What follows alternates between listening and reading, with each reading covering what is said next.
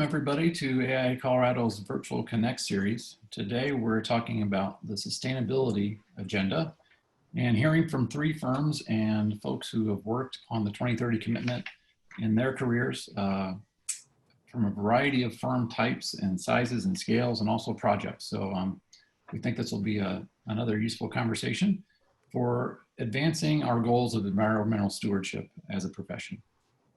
You'll get one learning unit for attending today. So we encourage you to stick around to the end and make sure you get that full credit. We have submitted it to AIA for HSW credit as well.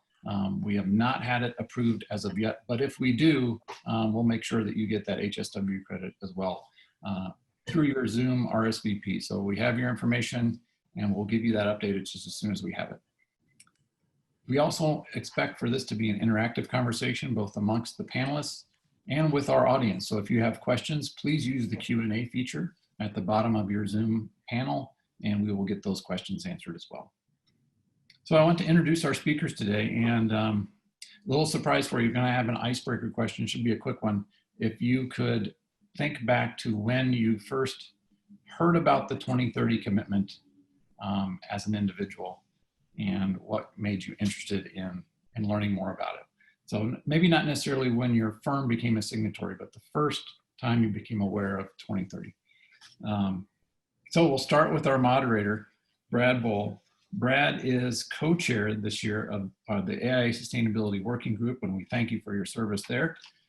This panel is mostly designed by that group to help educate and inspire our fellow practitioners across the state. Brad's an AIA lead AP and well AP professional. He has over 30 years of professional experience in the design and construction industries. He's a graduate of the CU Denver Masters of Architecture program and landscape architecture as well. He's since worked in Denver as an architect, most recently with Gensler. Brad has experience on a wide range of project types with a focus on the hospitality and mixed use markets. His passions for resilience, biophilia, and accessibility design provide value to a wide range of project opportunities. He's worked with AI in various capacities, including the Colorado board, and as I mentioned previously, as co-chair of our sustainability group. So welcome, Brad. And when was your first awareness of 2030? Wow, that's a tough one. I think it may have been at one of the AIA conventions. There was sort of an overview by Edmund Maria going back a long time, and I think he was way out ahead of the curve. And so it was one of those things like, wow, that seems a little daunting and it seems pretty far off. And as the calendar gets away, we're getting closer and closer to it. So yeah. I'm glad we're having a more in-depth discussion today. Great. Well, thanks for facilitating today, Brad. Our next panelist is Supreet Singh. Segrete is the Director of Energy Analytics with Cunningham Group Architecture. And as Director of Cunningham Group Architecture Energy Analytics, he leads the cutting-edge research and analysis for high-performance integrated design with techniques from early concept to the project document stage. He specializes in lighting, daylighting, energy modeling, airflow, and computational fluid dynamics, which have been implemented as an inherent part of Cunningham Group's design workflow. Segrete has a background in both architecture and engineering and has received several national and international awards, has authored a net zero energy book, and has presented at numerous prestigious conferences, including this one, right? So welcome, Supreet, and if we could hear when you first heard of 2030 in architecture. Hey, Brad. I think it goes back to when I was in architecture school, but it didn't really sink in until my master's in building science when Ed Masrier came to University of Southern California and we were actually having a one-on-one on the dinner table. So I think that's when it really sank in. What this is real, we have to really make more impact. Yeah, thanks for asking. Sure, and thanks for participating with us today. Next, we have Kylene Rockwell. Kylene is a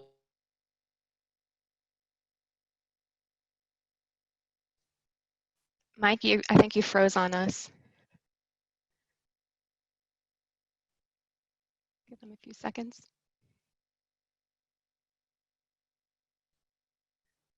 He was mentioning that might happen.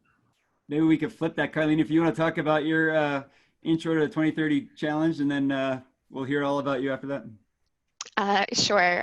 So I wasn't paying attention in school, apparently. So my first introduction to the 2030 challenge was 5 years ago. I used to work for an engineering firm, and we got a pesky email from an architect asking us for all this information from our energy model that they needed to report for the 2030 challenge. Great, thanks.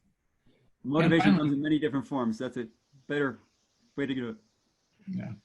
And so, Mike, I think you dropped off right before her introduction. If you could go back to Kylene's bio. Oh, sorry about that. I was just reading away and probably didn't hear that. Okay, from the top, Kylene Rockwell, HKS. Kylene Rockwell is a building performance engineer at HKS, providing integrated design solutions for better performing buildings using various analytical approaches. With a wide range of skills, including dynamic energy and airflow modeling, daylight and glare simulations, she harnesses her background in architecture and building physics to deliver innovative design solutions. Kylene is a licensed architect, ASHRAE building energy modeling professional, and lead AP VD&C. How did that one work? Loud and clear. Okay. Sorry about that. Okay, fine. And so you probably already shared your experience with 2030. Okay, finally, Elizabeth Morales. Elizabeth is an architectural designer in Denver. She has worked at Trainer HL, formerly H&L Architecture, for 5 years in the Advanced Industries Studio, designing breweries, laboratories, and office environments for clients in the Denver area with a personal focus on sustainability, social equity, and biophilic design. Welcome, Elizabeth. Thank you. I'll jump into my intro to the 2030 challenge, which I think was at maybe as recently as 3 years ago at the AIA Colorado convention in Keystone. So I went to one of the sessions, actually just not being very educated besides hearing the word once or twice. And that was my introduction and kind of my charge for change. Well, thank you all again for joining us. Not that anybody cares, but mine was actually back in 2005. I was able to attend a board meeting, an AIA national board meeting in Portland, Oregon. Doug Steidel was the president, and he had made sure every board member and every guest at that meeting had read an article entitled "Architects Hold the Key to the Turning Down the Global Thermostat," which was written by someone that nobody in that room had really ever heard of, by the name of, you guessed it, Ed Mazria. So that was a long time ago, and we've come a long way, but we've got a long way yet to go in the time remaining. So we'll hear from people who have been in the trenches and dealing with this and their firms on how they're making progress. And Brad, take it away. We look forward to hearing more. Thanks. Great, thank you, Mike. And thank you to all our attendees and panelists for joining us today on this important discussion. Today is really a follow-up on the informative presentation that Paul Hutton from Cunningham Group gave about the importance of the 2030 commitment. So today is not really about the why, but rather the how, in terms of how local firms are reporting and meeting the goals of the 2030 commitment. We have our distinguished panelists, so we're so glad to have them here. We're going to have some poll questions throughout, so we hope the attendees can chime in on that, so we can gauge where people are in the process. And as Mike mentioned, we also have time at the end for Q&A. So if people have questions, they can plug that into the Zoom Q&A function. With that, I think we'll turn it over to Supreet, who will go over a 2030 kind of process roadmap. Sounds good. Thanks, Brad. So the very first thing we're trying to cover, guys, is just to try to make sure you understand this is easy. It's not a huge thing in terms of what needs to be done. We just have to report it. So there are different ways to doing it. We will get into our process in terms of how our firms do it. But to just begin with, we're going to an AIA DDX platform. That's basically where we report everything on our data. And there are different ways to do it. Some of them is through different softwares. Some of them is through a batch import that you can actually bring all the projects in. But let's just quickly look at, if you are going manual, what does that look like? So I'm about to share my screen. Let me know if you can see it, guys. Brad, can you see my screen? Yeah. Okay, perfect. So I am in the DDX platform. As you can see, we do have our portfolio and different inputs. So you can see different projects that we would have. But so say we are trying to input a new project, and maybe it's a school project, and we're trying to explain what that would be.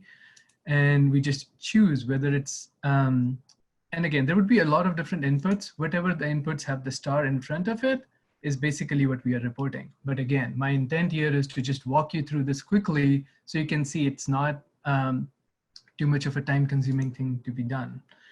So say if it's a non-residential project and maybe it's a new construction building, you would choose that. In this case, depending upon what office location you're in, that's not a necessary input. But say you're in concept design, you are in this country and maybe we are in Colorado, and say it's 0237, one of the zip code, it automatically populated a climate zone for me.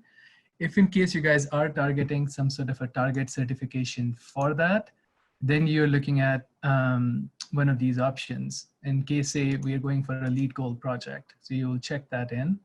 And then out of these use type, you're choosing what type of your project is it. So say we are going for an education K-12, maybe it's 90,000 square feet. You will just put that in. Now, what that will do is open certain options for you.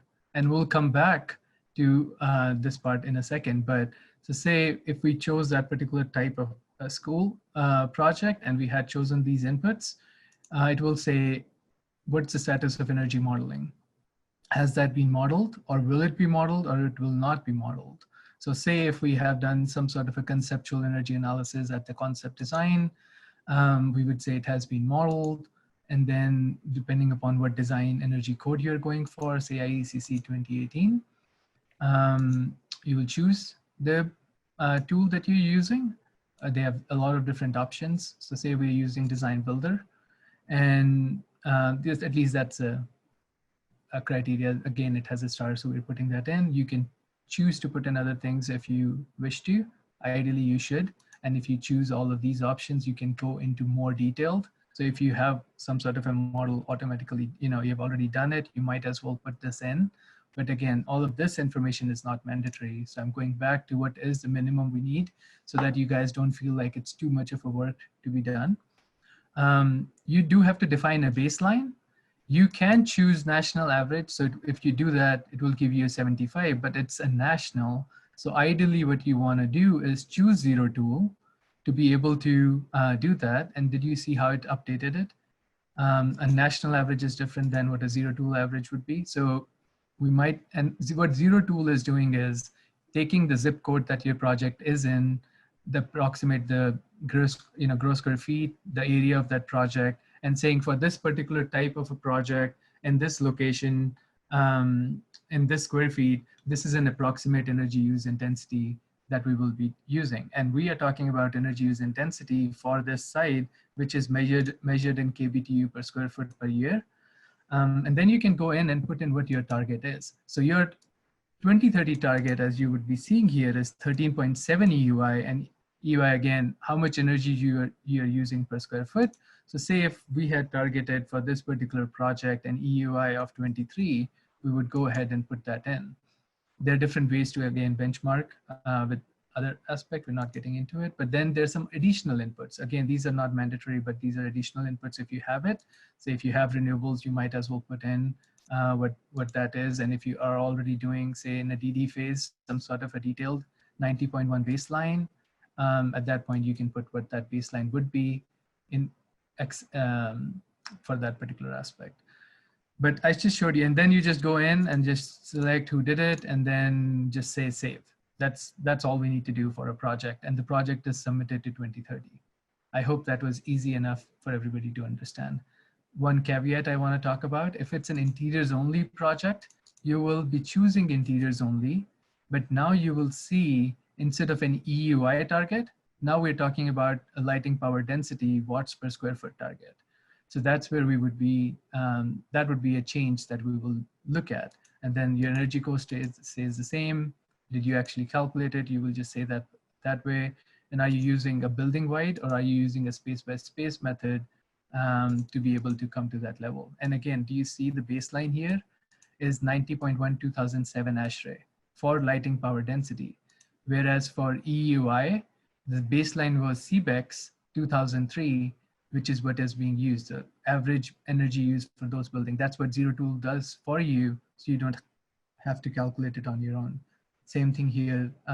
This tool does that for you. But I hope that was easy. Again, there are different options to do it. You can go through your batch import and do it that way. That means if you already have a spreadsheet and you have an internal process and you can upload all of those projects together, or you're using a different tool which are working with this, and that can be done that way. But I hope that gives you a good idea. And that's your zero tool, again, if you want to do it on your own. I hope that's good, Brad? That was great. The great ones make it look easy, and you certainly have a very clean process there.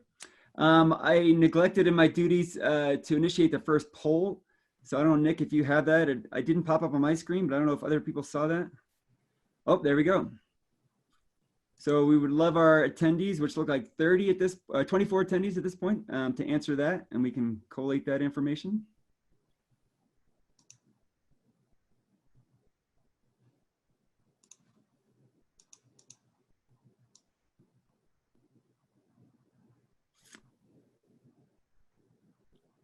If you're no, I hope you're seriously interested, as that question indicates, not just joking around. And then Nick, do you have the second one as well? Oh, results, look at that. All right, 10 people are already on it. Congratulations, that's we still have some work to do, but hopefully after today, everybody will feel empowered to make it happen. And then our second poll.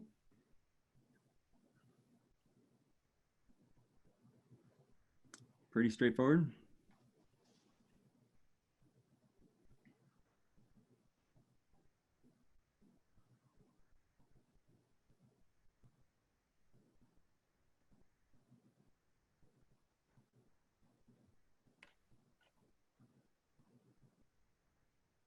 All right, a good mix, which I think our panelists can relate to those various sizes. So hopefully you all find this is applicable to your firm and your projects.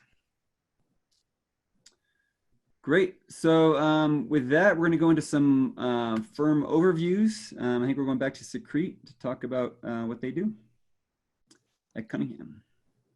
Perfect. I hope I have the controls.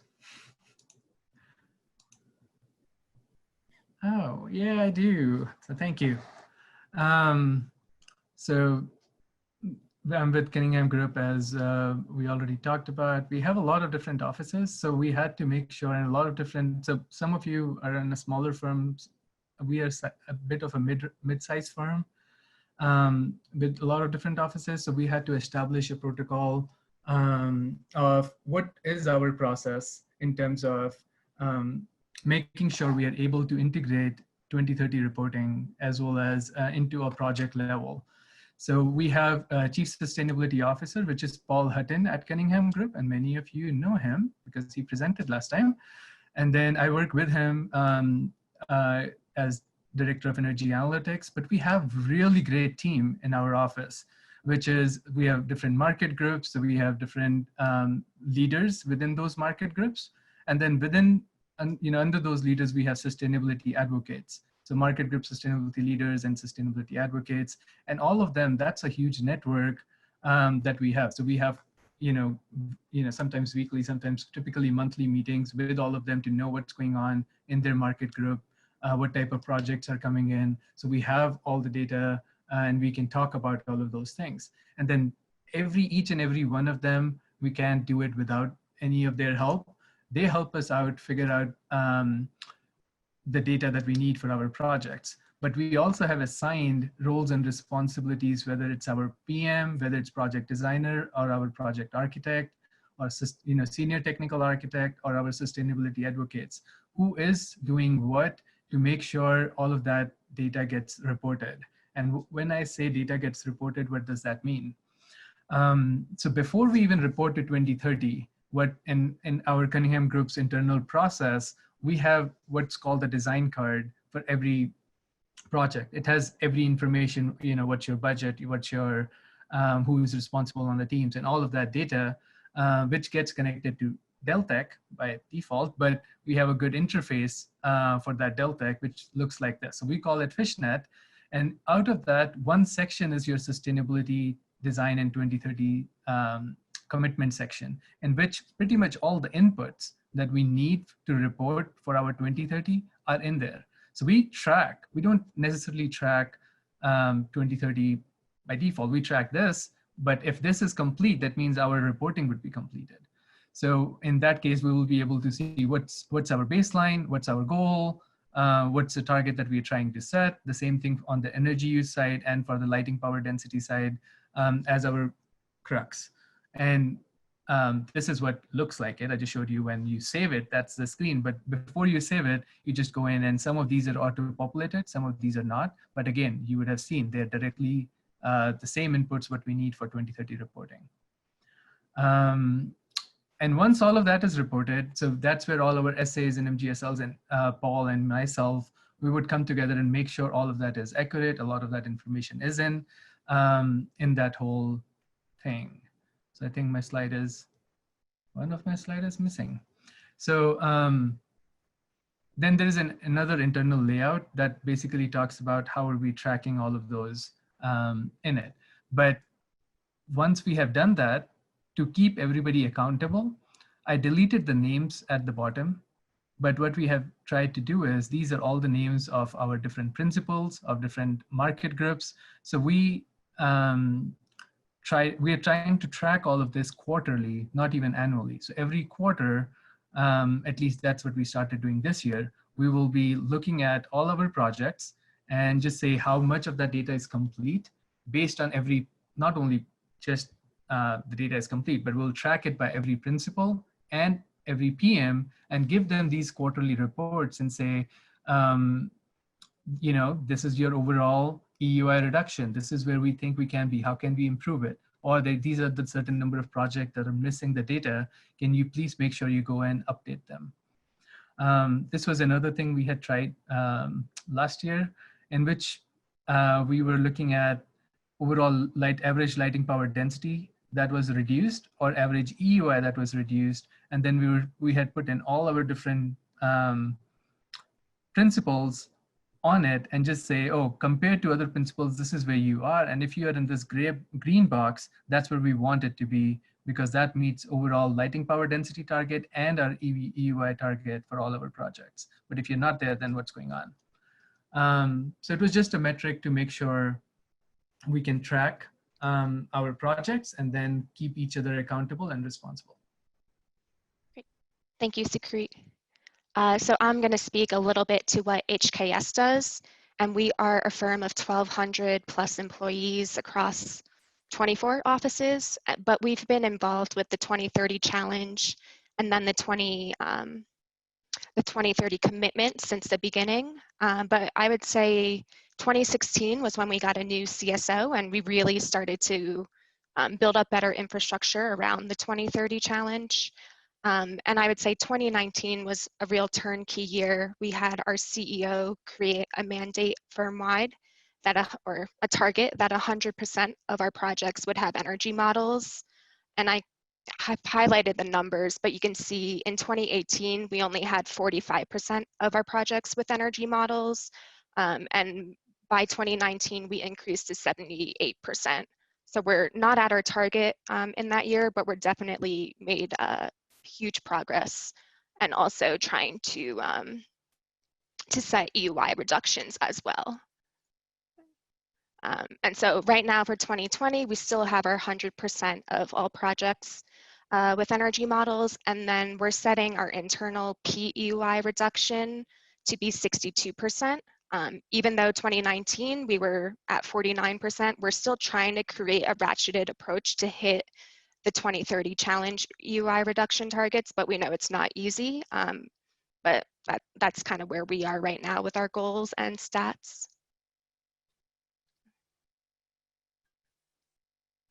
Trying to get to my next slide.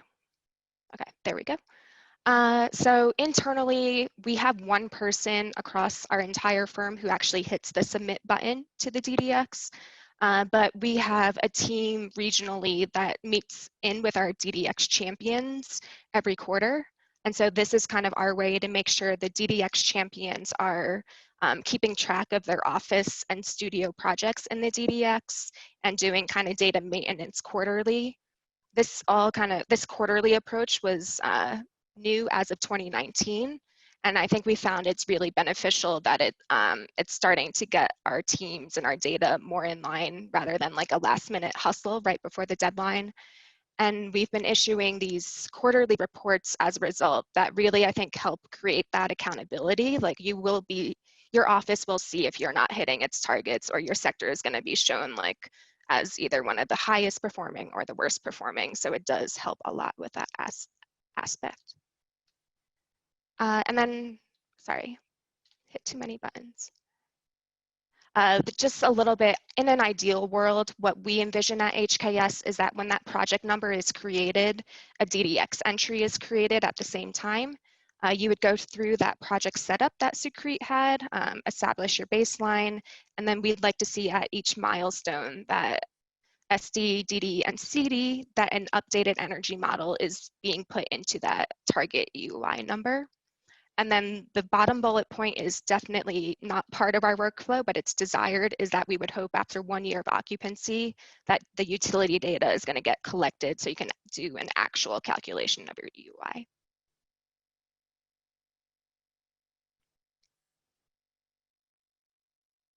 Great, thank you, Colleen. Elizabeth, you want to pick up? Sure, I think I requested control. So as has already been said, I work at Trainer HL. I actually work internal to the design team. So we have kind of an accountability network within our design teams and within our studio sectors for different project types to kind of hold internal teams accountable for reporting DDX. And then we kind of have a like rung of sustainability advocates that are making sure project teams kind of stay on their track, because the desire is to report SD, DD, and CD. And we kind of do that through doing checkpoints along the way in our modeling. So this is just a quick overview. In 2019, we reported 87 projects, and 19 of those were in the Denver office. And I'll get into a little bit more detail of screenshots from the DDX website on my next slide. But like I said, the preferred reporting is kind of along the way. It's never quite as successful if you complete a project and then go back and try to report it and learn all about what you should have done.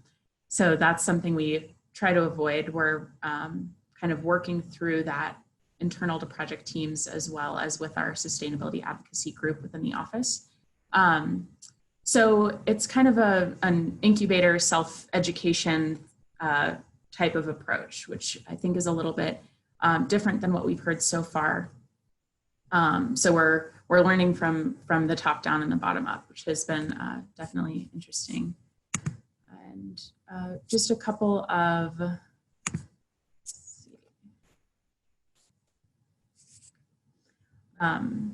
images. These are actually taken from the DDX website, which Segrete walked us through earlier, just of our 2019 reporting. So this is the overall firm report for 2019. We have a lot of room to grow, and that is kind of set as milestone goals throughout the year.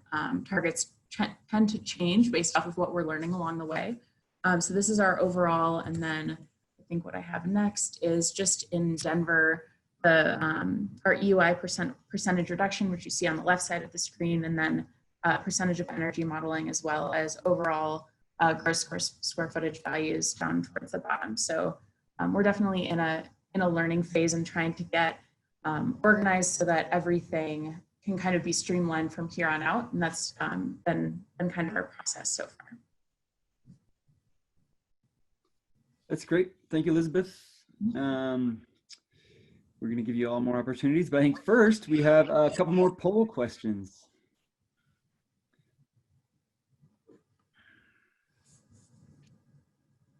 We saw there we go. If your firm has joined, has your firm created a sustainability action plan?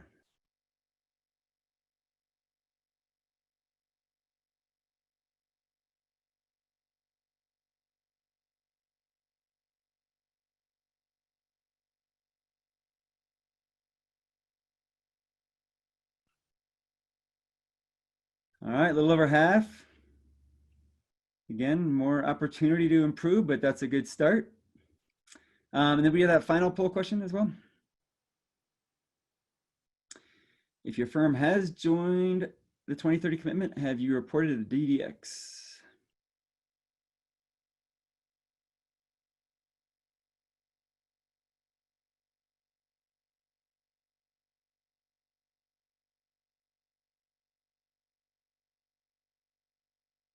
Only 20%. All right, well, again, I think our panelists have made a very compelling case that you need to get on it. So the climate is counting on you. So we have some pre-submitted questions we're going to run through, but please feel free to use the Q&A feature if there's anything general or specific you wanted to have addressed by this knowledgeable crew. Starting off with Elizabeth, how many of your firm's projects get reported the 2030 DDX? So our approach is to submit every project that could be applicable.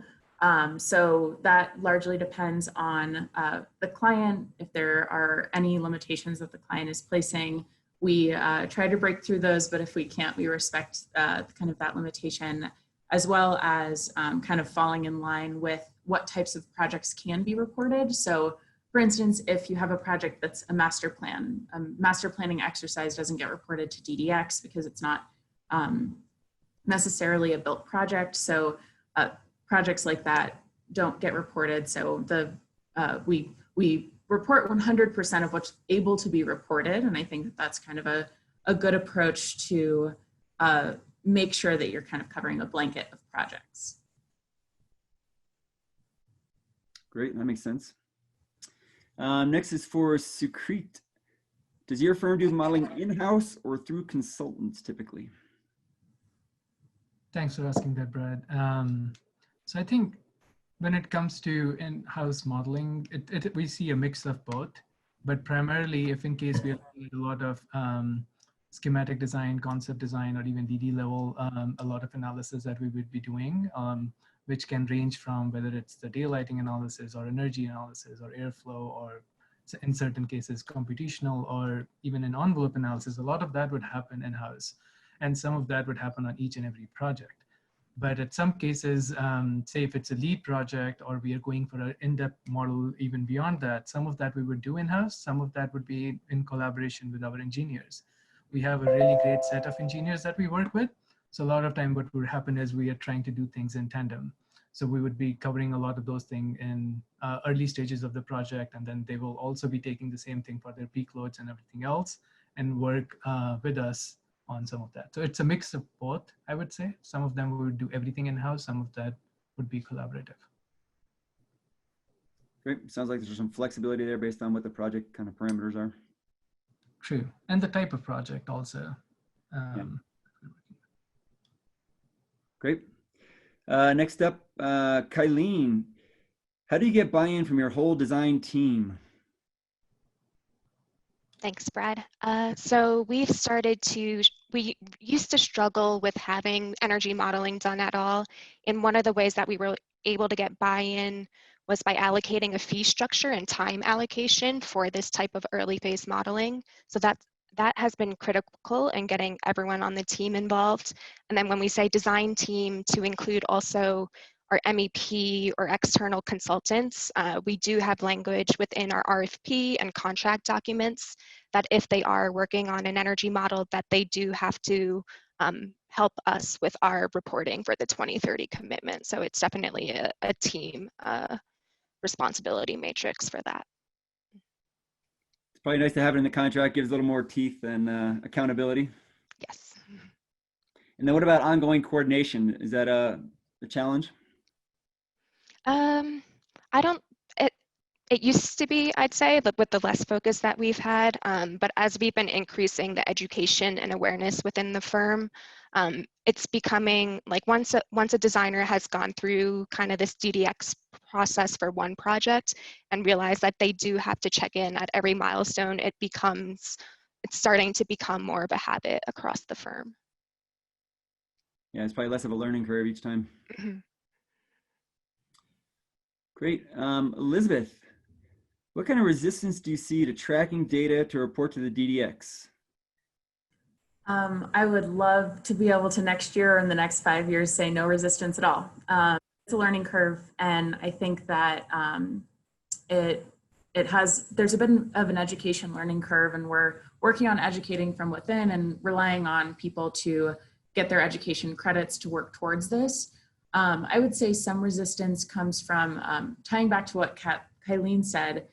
You have to make sure that this is built into your project plan from the beginning, because it's very easy, during the SD phase or after the SD phase, when you go to do your first report, for a PM to say, we used all of our SD money. We can't report because we can't afford it. And that is what we're trying to avoid by, like Kylene said, building this into the project plan, which I think is really, really key, is to build in time and money so that when your client's hiring you, they know where your priorities are, which I think that is a great selling point for a firm. If your clients, which hopefully they value the environment and what we're trying to do, it really helps kind of move the dial. And I think that there's an experience kind of bias that plays into it as well. Somebody who might be more into their career and is used to doing something a certain way, it's a little bit harder to adapt to a new set of ideas and a new kind of set of design principles. So that, I would say, ends up being a learning curve for some of our PM level designers as well. Great. Segrete, how do you talk to clients about the 2030 commitment? Oh, good question, right, Brad? We can't be in our own cocoon and just say, oh, we are doing 2030 and not relate to the clients. And I think that's almost, firm-wide in a way. We have to educate everybody in terms of how a benchmarking works, first of all, so that we are doing a benchmarking in terms of what a typical project would be, and then sharing what 2030 targets would be. So whenever we are trying to go in the beginning, we'll start off with a kickoff meeting internally between our sustainability advocates and the team, so that everybody is on board in terms of what type of different targets and stuff we will do. Then we'll have second meeting with our consultants so that we bring them on board. And then the third is we do a workshop with our clients in which we are exposing them on different targets, different ways to achieve different insights on what type of targets you can put in terms of benchmarking, but at the same point, what are the different strategies we can explore, give them a possibility to lean in and make it almost feel like it's their idea to do it. Once they acknowledge that it's coming from them, we're just asking the right questions at that point. And then if they think about it, then it goes a long more way. We're just acting as providers, not as people who are telling them what needs to be done. That makes a lot of sense. Always getting it to be their ideas. A good challenge. Excellent. Elizabeth, how does reporting to the DDX inform that project and others? That's a good question. I think that at least the way that my firm works, we're in studios. So the education studios does schools. My studio kind of does a hodgepodge of science and tech type of work. And kind of when you go through the process once, you're more prone the next time, as with any kind of newer idea that you're learning. Next time it's a little bit easier, and the next time it's a little bit easier, and you know what to look for from the beginning. It's like, for instance, if you can remember working on CA for the first time, if you had a mentor walking you through it, you can get through that in a pretty smooth way. And then the next time you do it, you know, while you're designing the project, what kind of issues you might run into down the line. And I think that it's very similar with reporting to DDX and going through a more sustainable design process. So I think that repetition helps a lot. Even if when you're first reporting, you don't exactly know what you're getting into, like Segrete kind of walked us through earlier, it's not that difficult. And I think that there's kind of a mental block in front of this where you think this is going to be so hard. And if you kind of try to let that down and kind of let yourself learn through one project, your next project will get easier and easier from there. So I think that that getting started is the key. Just doing the first project, even if it's at, you know, if you're a 10-person firm and you all do it together for the first time and everybody's learning information, then the next time you can go in the individual route, or whether that's a firm or a team. I think that that first push is extremely valuable. Well, that makes sense. Thank you. So this next question, we're going to open up to the audience after we give each of our panelists a chance to answer. So be thinking ahead, and I think we already have one question from Kelly in the chat questions about that. But what kind of design tools and resources are have the biggest benefit? So anything you found to be helpful in the process or help you get through all this, we'd love to hear you share that. And why don't we start with Kylene? Yeah, I'm sure all of us may do a little different approaches here, but for early phase modeling, we like to teach and use Sapphira, which is compatible with SketchUp or Revit, maybe some other ones, I'm not sure. And then we also use Insight within Revit, and we find the differentiation between the two, that Insight can handle a bit more complex in terms of a Revit model than Sapphira can. But those are kind of our go-tos for early phase modeling. And then if we're doing in-house modeling at more of a specialist level for like lead energy models or code compliance, then we have our engineers using IESVE. I think that's a very good question, right, Brad? And whenever we talk about what tool we need to use, I think a lot of times we come back and say, what questions are we asking? And what phase of the project are we in? And what design platform is that firm using? Are they using Rhino? Are they using SketchUp? Are they using Revit to do their conceptual design? That would also dictate what tools we're using. So we do have a repertoire of a lot of different tools that we have at our disposal. Depending upon what question is being asked, we use that. So we have like Cove tools, we have Loom tools, we have Insight, we have Sapphira, we have Design Builder, we have Woofy and Therm. But again, it really comes down to the point of what are we asking? If it's detailed, we'll go towards Design Builder, and which is based on Energy Plus. If it's a very quick analysis, we will be more towards Cove tool type scenario. And every one of the softwares have their own positives and negatives, and we can get into it if needed. No, that's great. It sounds like the software providers are making it easier as they get a better understanding of what the questions are as well. So that's helpful. And then Elizabeth? Yeah, similar to what you've heard. We use Insight within Revit to kind of do milestone check-ins with the project. So to kind of do an export, look at the data, go over it as a team, see how we can change and be better. A newer tool that we've started to use, which Supreet just touched on, is Cove tool, which kind of gives you a design platform within that website to take your model, start to manipulate it, and kind of get a live feed of, okay, if I change the direction of this set of awnings, how does that change my EUI? How does that affect my data? What will be my data once I export it?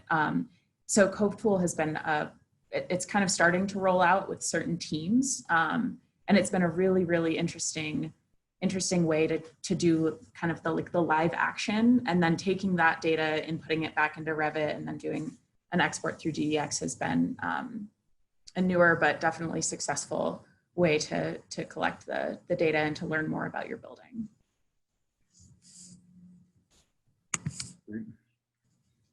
Thank you. I think we can turn to some of the other questions. Mike, are you wrangling some of the submitted questions? Yes, and I'll be the headless voice, so people can still see the panel. I do want to follow up. I know Kylene has in the chat, but Supreet, you mentioned this as well. There was a question on building in fee and time into the contract, and do you get any pushback from clients? But maybe more to the point is, have you assigned a percentage to that that's typical? And is that talking about percentage of fees that we're trying to put that? Is that the question? Yes. So, so it really depends, right? Some of the projects, we would do some very conceptual level daylight or energy analysis as part of our fees that we would typically do. If we have to get into a little bit more detailed, we would ask for some sort of a extra budget for that, depending upon how detailed we are trying to go for. And if we also have a rating system that gets associated with it, or if we have a code-related model that we are submitting, then that would keep increasing. But it really depends on project to project, how big the project is, and what are the aspirations for that side to ask for those things. I know you addressed getting the project team on board with doing this, but what if the principals or the owners aren't yet on board? What advice would you give to people to get the top level leadership on board with doing this? We'll be in a la la land, right? If all of that happens.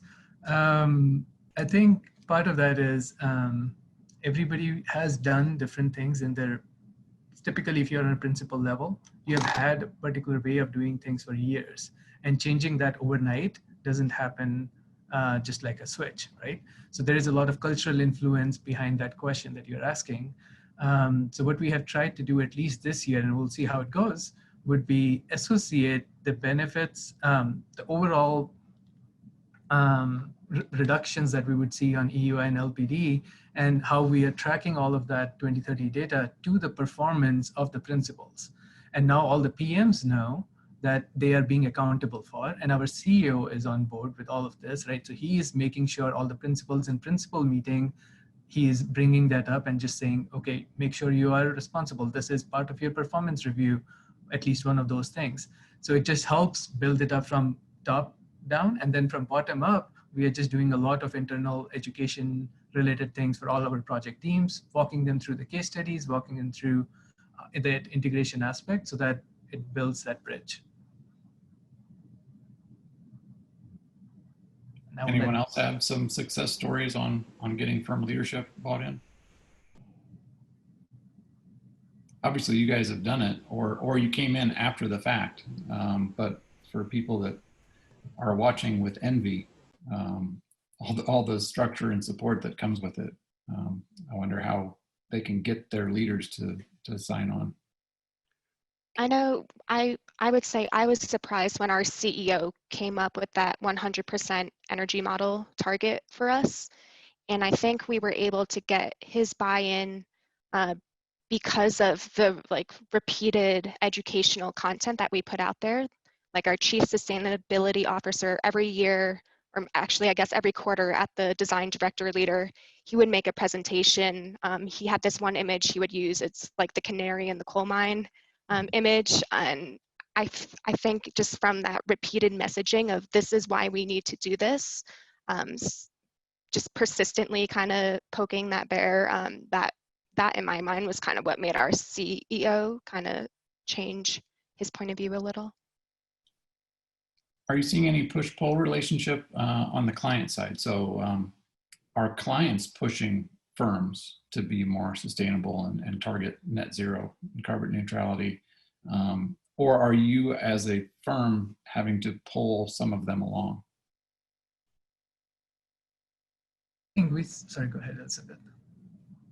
I was just going to say, I think there's, at least with the clients that I've been working with, there's a bit of an education curve. So we come to the table and kind of like Segrete said, making them think it's their idea to kind of make a difference and make a change. And it's a bit of an emotional appeal in that way, to kind of get people on board with an idea that might be new to them and accentuate why it's so important, which I think is a big job of designers and professionals, like I would assume everybody in this call, is to make that emotional appeal and say, this is why this is important and this is why it's urgent. And I think that is what we're educating our clients on.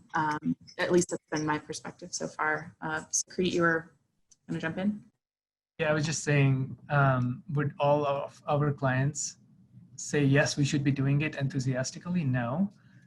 Do we face a lot of trouble all the time? But the point is, how often can we bring this up? Because the repetition is the key, and just ask it in different ways. And then eventually you will start understanding where they're coming from, really try to figure out what's going on, why are they saying no at the surface, but what's the real reason? Try to tackle that reason for them. And at the same point, I think it goes beyond saying, when some of our best projects have been the one when the client was already on board, and maybe it was part of an RFP or it was part of the thing that they had already an insight about that needs to be done. Those were our best projects. And just because it was coming from the client, it wasn't that we were having to convince them. And every market group is different too. Multifamily is completely different ballgame than what a school project would be versus casinos or hotels or offices. Everything, and all of them have their own parameters, and location makes a difference, and the type of client makes a difference. It's all over the place, but we have to keep nudging. And when you say it's really two levels of awareness that I think most people can relate to what Elizabeth's saying on the emotional level, like they want to do better, but either A, they don't know what 2030 commitment is, and B, what the impact is going to be in terms of time and fee. And, you know, people are reluctant to jump on board with things they don't understand. So I think just that education process goes a long way. True. I want to go back to the, you mentioned how to model the interior portion. Do you think the current LPD target is too easy? Oh yeah. That goes without saying. I think AIA. Tell us what you really think. I think that's at least that 25% reduction. Every project, if they're not meeting that 25 reduction, every project, they're doing something wrong. Just because by the way of LEDs, our watts per square foot are so low.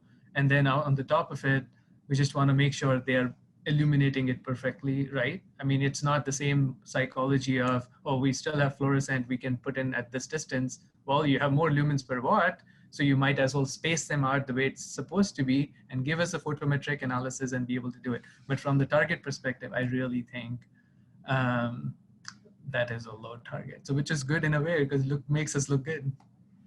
So is that a matter of it's a lot more easy to spec that kind of material because of what the manufacturers are putting out? I think it's just the technology has come forward a lot faster than that goal. So in EUI on the energy side, the technology is still taking some time. The amount of acceptance that LEDs and the manufacturers have been able to do so fast, the 2030 challenge, if it's supposed to be a challenge, hasn't coped up with it. If you want to start somewhere, or you've just kind of dipped your toe in the water on 2030 commitment and chasing those kind of projects and using the DDX tool, what project types are easiest to achieve the target? So if you're at the front end of trying to do this versus at the back end, how would you rate the project types on a scale from easiest to most difficult to achieve targets? I know for us, our most difficult typology is multifamily residential. We really struggle with being able to hit the EUI targets with multifamily residential. I think primarily it comes down into like the modeling methodology that you're technically allowed to use. Like we're not supposed to take lighting power savings in residential modeling because we don't actually know what the tenants are going to be using for their lighting. So that's kind of one thing that you can't usually take advantage of the way you would in an office building. That's the hardest. I think the easiest, I don't think we have those in our portfolio. I think they seem to be lacking, but I think reflecting what Segrete said, like a project with the client wanting to have a low energy building is easy. And then I'm guessing like those really tiny national park buildings or small academic conservation type of buildings that would be the easiest to hit those EUI reduction targets. Yeah, and I will concur with that.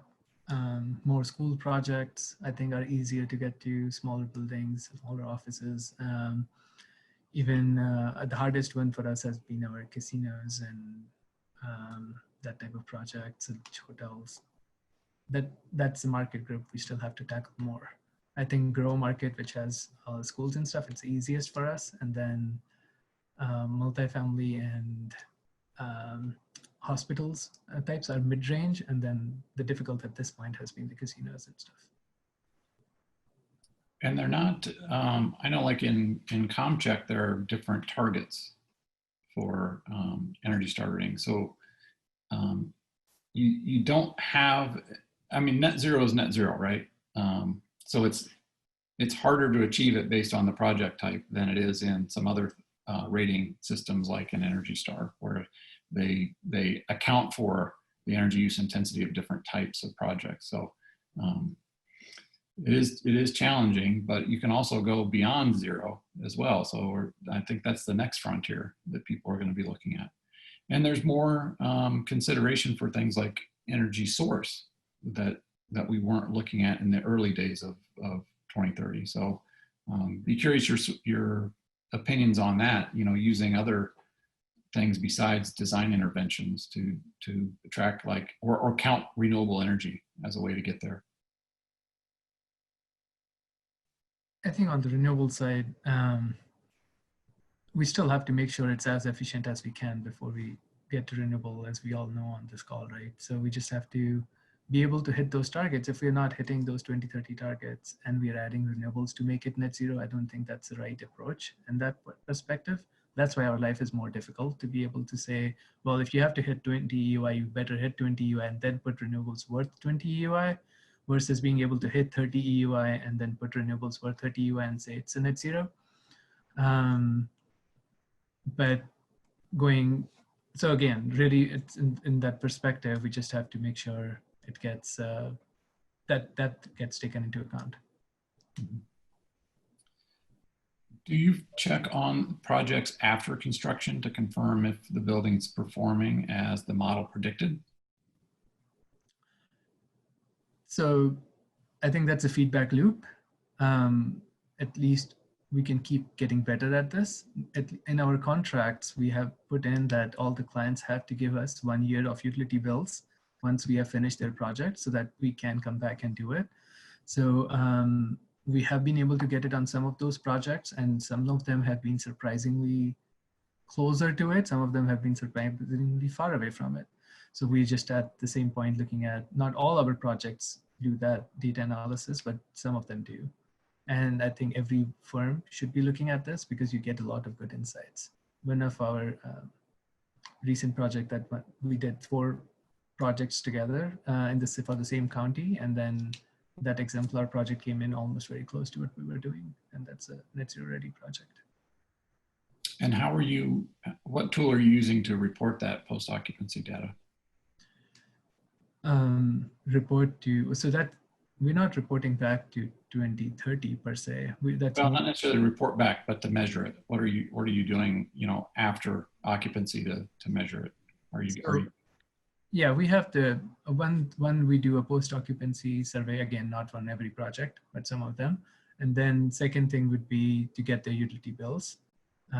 If we have an access to their dashboard, in the sense if we did some metering and everything else, we'll take this access to dashboard and be able to do it that way.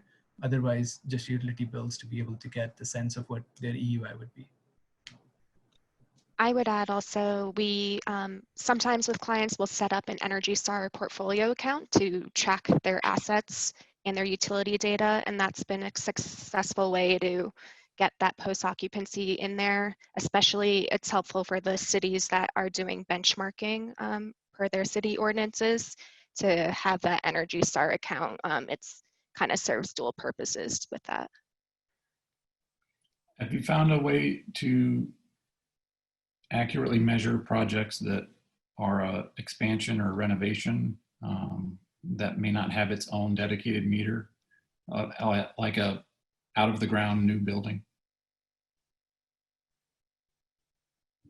That's actually a very good question. I was thinking more from new build, it's easier for us to do it. But if it's a building that's already attached to an existing building and probably even sharing HVAC systems and stuff, that makes it difficult to be able to do it. We can still get the utility data and then divide it by square feet, but it's not as accurate as we would like it to be. Or we have submitted it, then it's a different thing. Like in our Minneapolis office, there are 2 different buildings, but we are submitting the amount of hot water that's going in to our actual office versus the other building. That's how we are able to do it. And then everything else in terms of electrical is a separate submeter. So we can do it in that perspective, but it can get complicated, you're right. At least if your footprint and square footage doesn't change, you have a before and after, you know, with the renovation. I think it would be So you get some sense of the increased efficiencies gained with the renovation. And some of it will just be by default because the code has changed, even if you're not going for net zero. Where it'll get really tough is if you've added the square footage and maybe not had the chance to change what was there before. Yeah. So I want to end with a couple questions for hopefully everyone will have something to say on this. The first one is, why do you think Colorado architecture firms have not joined the Architecture 2030 commitment? And be kind, we're not judging people. We're just saying from your experience, what you've learned as people who have navigated being a commitment firm, what were your early perceptions of the difficulties and what has actually panned out? So I like how you started, Segrete, at the top of the call and saying, this isn't hard, guys. It can be done. So maybe if you could share with people why, what those preconceptions might have been that weren't actually true and how you can make it easy. And then the second one, and I think Brad would be obviously the most qualified to talk about this as the leader of the group, but what is AIA Colorado doing to encourage all AIA members to join the 2030 Challenge and Commitment? So we'll start with the first question, round robin, and then end with that last one. So I think if we were asked this question in 2012, 2013, around the time when we were starting off, and I would have said, the spreadsheet is so clunky, it doesn't work, I just don't know how to make it happen. If I'm connecting to one side to the other side, we should have 2030 update all of that. So I had a lot of excuses at that point, right? But today, with the type of website that they have done, with the interface of different tools that you can just automatically upload or even do a batch import, all of those excuses are gone, right? Because it's so much more easier to do all of those things. We just have to track it. But I think essence of that comes down, it's not the reporting, which is difficult anymore. It's just the other side of it, that you have to understand what you're reporting and then communicating that to all project design teams within themselves. So if you have a lot of champions within your firm who really understand what that really is, I think it would make it a lot more easier for us to dissipate that information and then answer those questions for the internal webinars. But I think that's where it might be an issue today, which is internal than reporting. That's just my thought. Kylene or Elizabeth? I think if you're not signed up yet, maybe a fear is that you're going to get penalized if you do sign up and don't hit the 2030 challenge targets, because they're stringent, they're hard to hit. But I think I'm a big believer in, once you start to see the data, that your projects will respond and start to get closer and closer to the EUI targets. Like if you start to measure it, then you should start to see progress on it. So I think it's just important to know, like, get your toes wet and just start tracking it. And then from there, start to make small baby steps to hit those targets.